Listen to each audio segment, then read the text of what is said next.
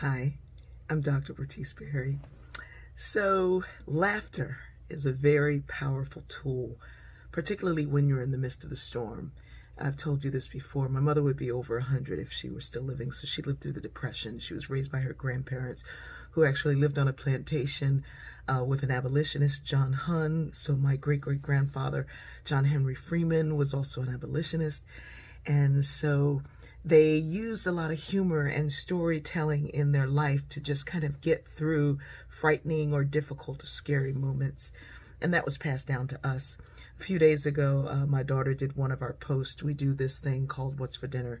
And I'll say, hey, Fatima, what's for dinner? And she answers in this really posh British accent as if she's a butler. And she did this one and she said, tonight's dinner is poke rolls and grits. Of course, my butler doesn't sound British. She sounds more Irish. She said, he's poke rolls and grits. Poke your mouth out, roll your eyes, and grit your teeth, because that is all you're going to get. And then I say to her, where'd you get it from? And she says, your mama. And everybody thought that that was just the funniest thing. And they were like, where did she get that from? And I'm like, really? No, really, my mother.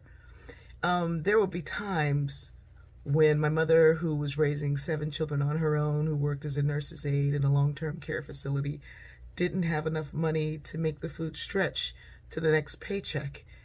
And so we'd say, what's for dinner? And she'd say, poke rolls and grits. Poke your mouth out, roll your eyes, grit your teeth. That's all you're getting.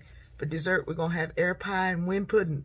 And we'd laugh so hard. It was like, she's so funny. And then she'd say, let's go on a walk. And I now call these walks her faith walks. And she'd walk with us and we'd just walk. And she'd be praying. And in those times, they weren't often, didn't happen all the time, but sometimes we'd pray and she'd walk, or she'd pray and we'd walk, and we'd be in the background laughing and talking, and we're having a good time because we're on a walk. It's like a nature hike. And sometimes she'd just say, God, just help me feed my children. And she'd look down and find a $20 bill. Thinking about that is just amazing. And we go home and, what's for dinner, Mom? She'd say, air pie and wind pudding. By now we're thinking, well, we're probably not going to get anything.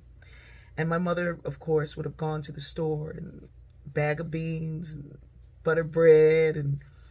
And we're really eating high at that point. And she would say, high on the hog. Laughter is a very powerful tool. Good laughter comes from a place of pain, and you flip that over and you find the joy in it.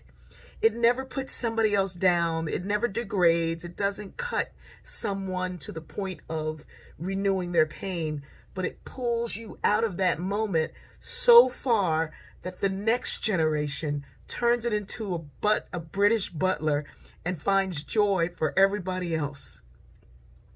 That's power. That's power. That my mother's pain and her suffering and the use of humor in that pain and suffering, now her granddaughter is delighting folks all over the place with air pie, wind pudding, poke rolls, and grits. Find the joy. Find the laughter. Find the point where you feel like you can't go on.